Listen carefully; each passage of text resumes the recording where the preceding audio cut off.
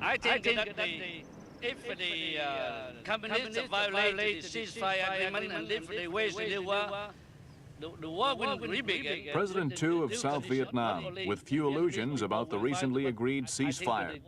His skepticism was justified. As the appointed hour for the end of the war passed, neither the communists nor the South Vietnamese behaved as though peace was at hand. The fighting continued along strategic roads and through important villages.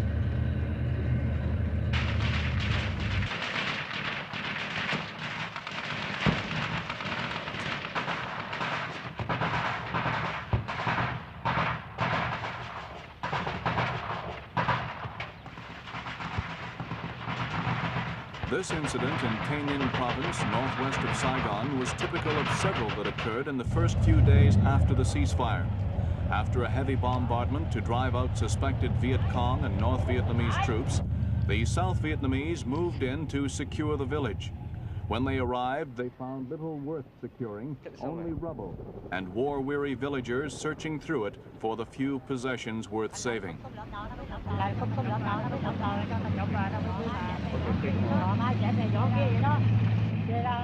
Saigon's troops have been given strict instructions not to allow the communists to make even the smallest territorial gains after the ceasefire. This, they claim, was the result of following those orders. With units of the ICCS, the International Commission of Control and Supervision, still waiting for instructions in Saigon, it's impossible to verify which side first violated the ceasefire. For the villagers, it is in any case an academic question. For them, the war continues. Nothing has changed. Some lost their families here, some their animals, and all lost their homes.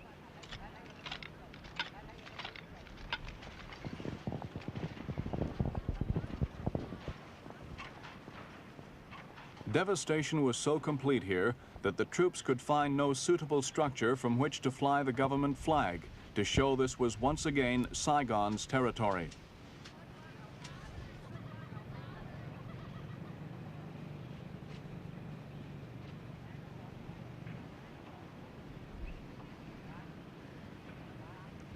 But though the war continues for the Vietnamese, it's definitely over for the Americans. In Hanoi, about 600 American prisoners of war are now eagerly awaiting repatriation. This film, shot last year, shows some of the prisoners meeting an American anti-war delegation in Hanoi. The delegation was responsible for the release of 3 pilots. Now all the prisoners can look forward to going home.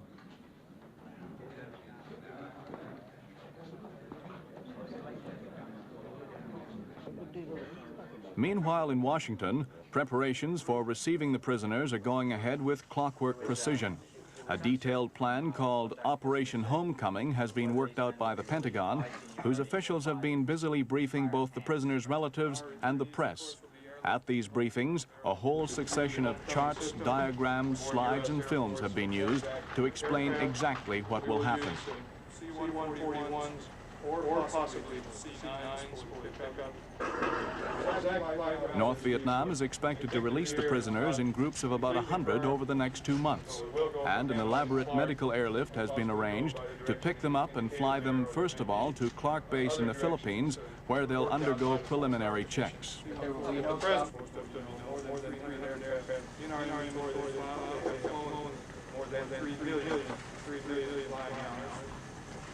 The other aircraft that The planes themselves will be adapted as flying hospitals with a whole range of medical facilities, from drugs to specially designed cots for the stretcher cases. To many Americans, the thought of their fellow countrymen being held by the communists has been unbearable, and the government is only responding to public feeling in making such elaborate efforts, not only to bring the prisoners back quickly, but also to look after them once they're home. That process will start in 31 hospitals all over the United States, like this one in California, the largest naval hospital in the world. Each prisoner will have his own room, which will be freshly decorated and made as comfortable as possible. All of them will have private telephones, radios, and color televisions.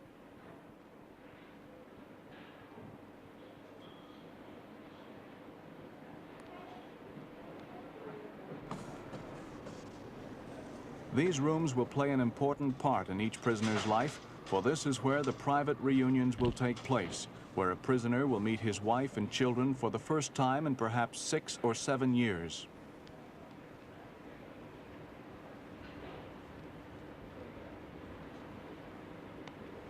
The doctors and psychiatrists who work here know that the prisoners will be bringing to these hospitals every kind of problem, from insomnia to impotence.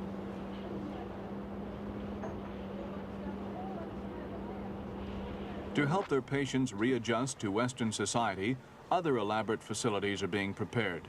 The prisoners will be able to see, for example, 2 half-hour films covering the events of every year they've spent in captivity. One film deals with sport, the other with major news developments.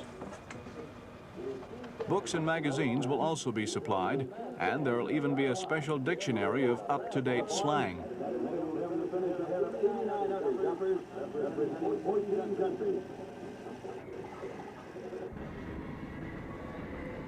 What sort of experiences will the prisoners have had? And will their imprisonment have changed them in any way? One man who knows is Commander Bob Frischman, a pilot who spent 2 years in a North Vietnamese prison. How have these men been treated in the prisoner of war camps? Well, basically, I relate to the time I was here, 67, 69. It was a very physical aspect of captivity. I was sent on parades down cities. I know a lot of people that had broken bones, were tied up from the ceilings. But the physical part of captivity is something that I expected to happen. I'm a fighter pilot, and I've read about what happened to people in Oriental prison camps before.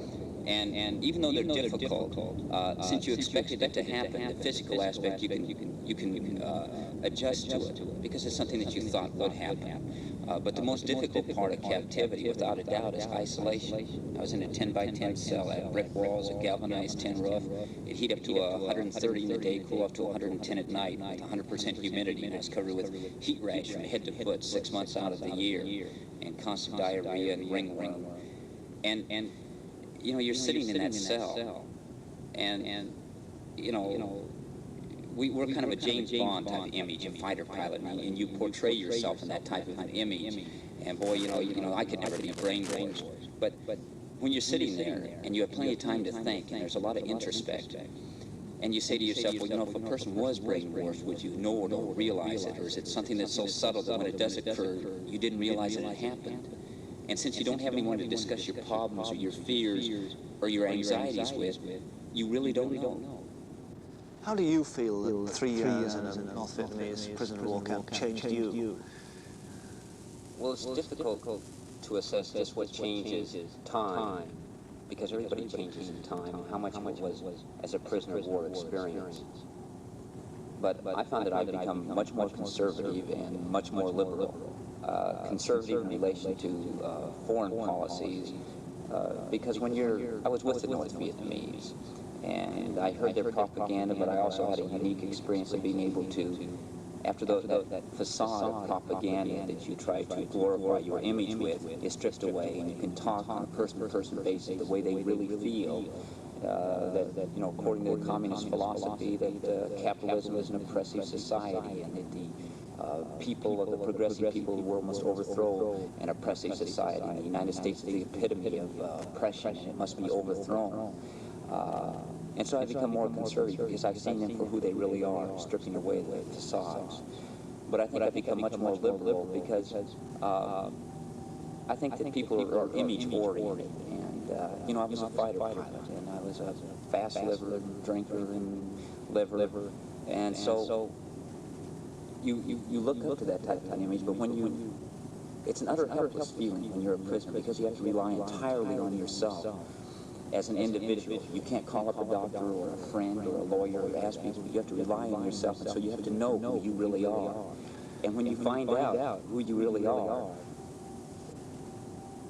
you can no longer use those images. And so I think that I've become much more liberal in relation to people because I basically have found that my own weaknesses and my own strengths, realistically, instead of in relation to society's images. And So I relate much more to people on a person-to-person basis now and today because of that experience. Readjustment will be most difficult for the long-serving prisoners. Attitudes to the war have changed profoundly in the United States in the last 7 years, and pilots who thought they were heroes in 1965 may be shocked when they get home and discover how divided public opinion is on the morality of America's role in Vietnam. I miss my family very much. I wish I could be with them now. For the Vietnamese, too, readjustments will be necessary. After witnessing a quarter of a century of fighting, people are naturally skeptical that peace can at last survive and flourish. Most South Vietnamese are undoubtedly sick of the war, but they find it difficult to believe that the struggle for their country will now be waged with words instead of bullets, simply because 4 parties have signed a piece of paper in Paris. Yet what has not been resolved on the battlefield is now supposed to be decided in the political arena, a transformation of the war in which President Thieu himself seems to believe. It's beginning. It's beginning a new phase of the war. It's the political war. The phase of the political war. Because I consider we just end the first phase of our struggle by this Sunday. But the second phase of our struggle is to win a real peace and to win a political war. How will you go about it? How are you going to win this political With confidence and with I'm very sure of success. The president is coming in style of everyone else. The red star of his Democratic Party is to be seen all over Saigon, even outnumbering the national flag. This rally, to inaugurate a new branch in Gia Dinh province, was carefully arranged to give the most striking impression of the party's strength and discipline.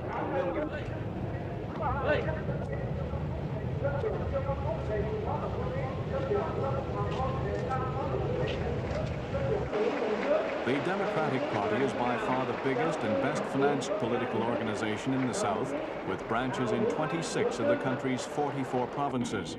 It has more than 100,000 members, many of whom are also local government officials with considerable influence in their own districts. This alliance between party and administration is the basis of President Thieu's enormous political power. How much success the communists will have in eroding this power in the kind of free political debate envisaged in the Paris agreements is, of course, anyone's guess. But at the moment, President Thieu doesn't seem too worried by the prospect of this challenge to his authority. We face the problem very calmly, and we will put our best willingness for peace on that. So I think the peace really will come, the real peace, the durable peace will come or not.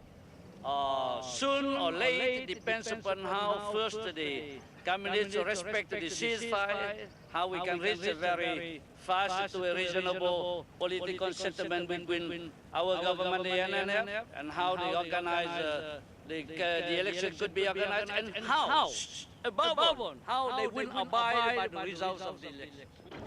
But elections seem a long way away. According to the Paris agreements, both sides should jointly set up a National Council of Reconciliation and Concord within 90 days and start planning elections. But with hundreds of thousands of people like these torn up from their homes and dispersed from their villages, it's difficult to see how any election could be administered properly.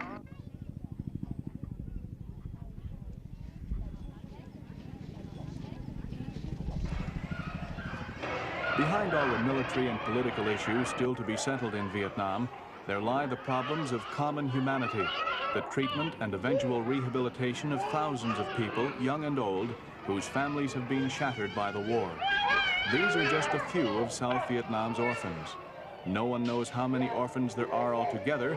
Some social workers have put the number at 250,000. 1,200 of them are cared for at this orphanage in Saigon.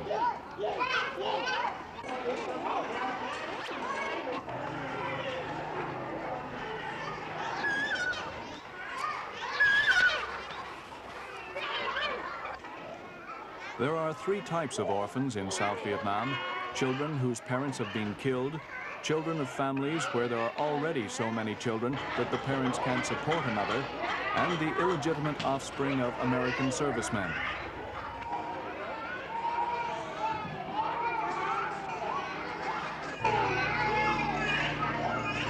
Compared with thousands of refugee children all over South Vietnam, these orphans are lucky. The orphanage is well equipped and provides a standard of material comfort which the children certainly wouldn't enjoy outside. They will not starve here, nor are they likely to become seriously ill. But neither will they be reintegrated into a family unit unless they happen to be among the 2 or 3 lucky ones who are adopted every month. Whoever eventually gains power in the South, these youngest casualties of the war will be with them for many years to come.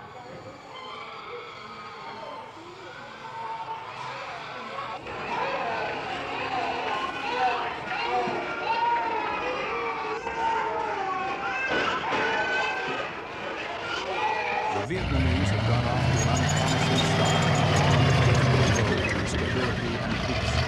The optimists believe that the fighting will eventually die down and the ceasefire will be observed.